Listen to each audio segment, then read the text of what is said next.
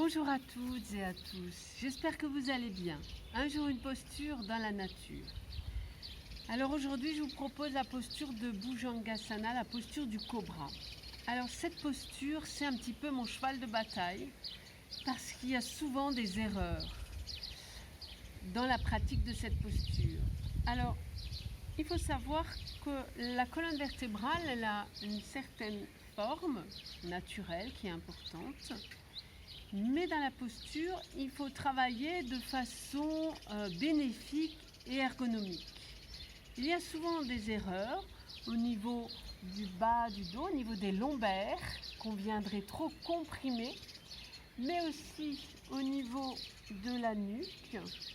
On ne va pas respecter cette ligne. Ou même au niveau de la poussée des bras dans le sol. Il n'y a pas de poussée des bras dans le sol. Le cobra, comme je dis aux enfants, parfois le cobra n'a pas de bras, donc il n'y a pas de poussée d'appui dans le sol. Donc ça c'est très très important, parce que sinon cette posture n'est pas bénéfique et au contraire on pourrait presque se faire mal au dos. Donc, protéger le bas du dos, les cervicales et sans appuyer les mains, non. Au contraire, on ne cherche pas à aller vers le haut, mais on cherche à aller loin pour éloigner chaque vertèbre les unes des autres. Et ça, c'est très important dans le cobra parce qu'on voit trop souvent des erreurs. Donc voilà, j'insiste toujours sur cette posture parce que c'est un petit peu mon cheval de bataille. Et il faut qu'elle soit vraiment ergonomique et bénéfique. Donc je vous montre la posture. On vient se mettre à plat ventre. À plat ventre, on étire bien les jambes. Vous voyez, je peux soulever une jambe, étirer l'autre, les jambes jointes. J'étire également tout le buste. Les mains peuvent venir. Alors, il y a plusieurs variantes de mains, de position des mains, de bras. Alors, on va mettre pour cette variante les mains à côté de la poitrine. Je fais cette rétroversion du bassin pour justement protéger le bas du dos et mettre de l'espace entre les vertèbres, de la longueur dans le bas du dos. Donc, je dirige le coccyx vers le tapis ou vers les talons. J'étire bien l'axe, toute la colonne. Et à l'inspire, je continue à m'étirer et à aller légèrement vers le haut.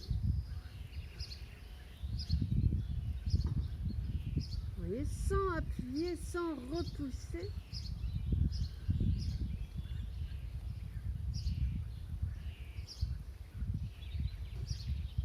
Et le ventre également, les abdominaux restent toniques.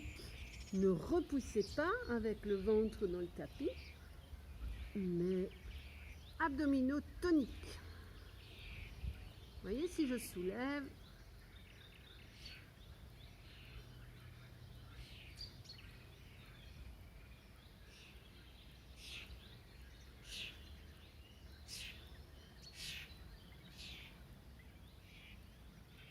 la respiration bien haute, calme, lente et régulière.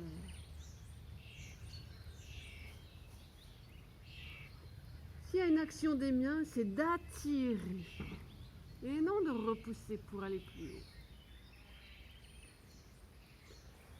Et sur une expire, je repose, je relâche.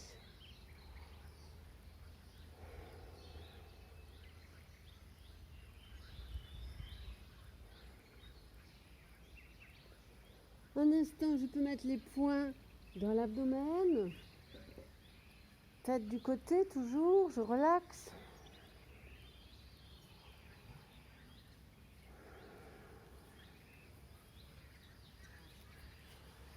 Je refais la posture, je vous remontre. Donc la rétroversion du bassin. Tonicité abdominale, sans repousser le ventre. Inspire.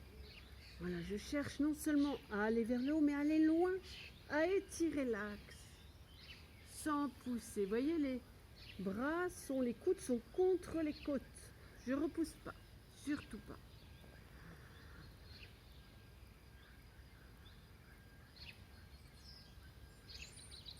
J'étire.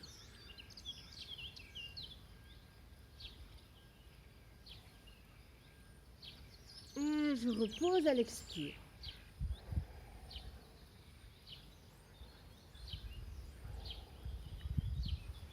Puis, je viendrai étirer le dos et enrouler.